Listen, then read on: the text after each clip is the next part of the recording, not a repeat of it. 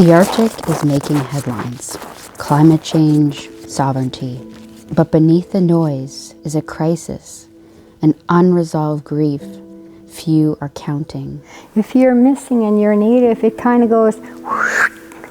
Barely nobody really gets up and looks for you. That's Ruthie. Her nephew has been missing for over a year from Inuvik. No answers, no updates. The family feels so unheard and unsupported. If this was your brother, sister, grandma, whatever, if this was your white person, how fast, oh my God, how fast they'd have every Tom, Dick, and Harry and their dog out there looking. In Canada's north, Nunavut, Northwest Territories, and Yukon, missing persons cases remain underreported, underdocumented, and too often unsupported.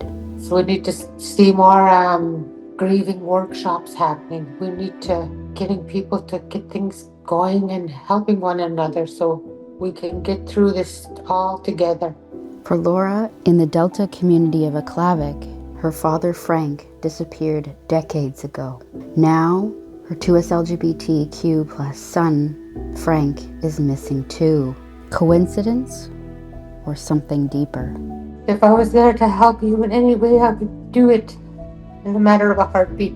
But anybody knows anything, please come forward. It's hard not knowing where my son is, and we need answers too. Search the numbers and you'll find almost nothing. Official databases list only a handful of cases. But after direct correspondence with police, the reality is stark. Over 200 unsolved open missing persons cases across the territories. Why is Nunavut only have one? Not because there's only one missing, but because we just didn't get it. The information doesn't flow. Researchers as Nicole at Aboriginal Alert also see a data gap, a visibility gap, an accountability gap. And Mother Elaine and Sister Melanie of the missing Lance are living the nightmare of these gaps. It's been overwhelming.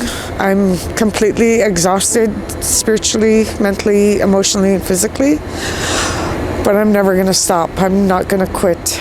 In 2019, the National Inquiry into Missing and Murdered Indigenous Women called for action, including missing persons legislation.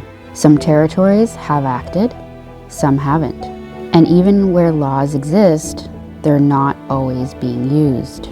All really goes back to that Missing Persons Act and needing that communication within our CMP. Detachments need to be a lot better. Inuvik RCP calling you back. Hi, how are you today? I'm good, how you doing? I'm still holding on. I can't tell you the amount of times my mom has came to me and been like, yeah, I just got off the phone with the police. And they said that they don't know if someone did that. But they heard about it, but they don't know if someone did it. So they're not communicating with each other, or they're getting these responses about something and they're not acting on them. Northerners are demanding change. With all the other local missing young men, Inuvik resident Amanda Pokiak has decided to start breaking her silence on how organizational supports have not been there for their family, as her brother James Kunuk has been missing from Whitehorse, Yukon for 10 years now, to the point, she says, they believe their mother died from the stress. All the stress my mom endured over this. She was diagnosed with going mad. She passed away this past December, so we thought her heart couldn't take it another year. She passed the day after of his anniversary, being reported missing. Amanda and the Northern families are calling for better representation and support for all missing persons. It's being neglected for sure, because I've marched in missing and murdered women, marches in Inuvik and stuff, and it's like, well, we're marching for these ladies, sure, but what about my brother? What about missing and murdered Indigenous men? Because there's so many of these men we know of that are missing. It's just a numb feeling. However, there are lessons, as from a 90-year-old therapist in Minneapolis, on how to better support this kind of trauma these families are going through. Ambiguous loss leads to unresolved grief, or what I called in my Harvard Press book, frozen grief. In the book I wrote, Discovering Hope, discovering something new to hope for. Like, in honor of my missing partner, I'm going to raise these children well, or I'm going to put up a memorial in the village square, which I highly recommend, so that their name is remembered by everybody.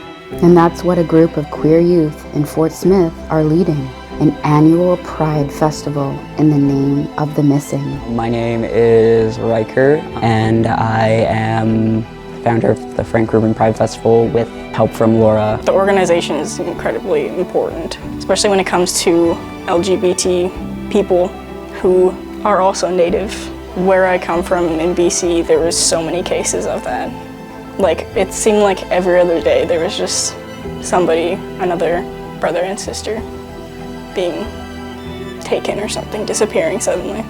Communities across the territories are calling for not just for investigative justice, but for better support for families living the trauma. Like Inuvik's Doris, consoling the mother through music. I'm gonna sing this song for Lori. It's her favorite gospel song, so.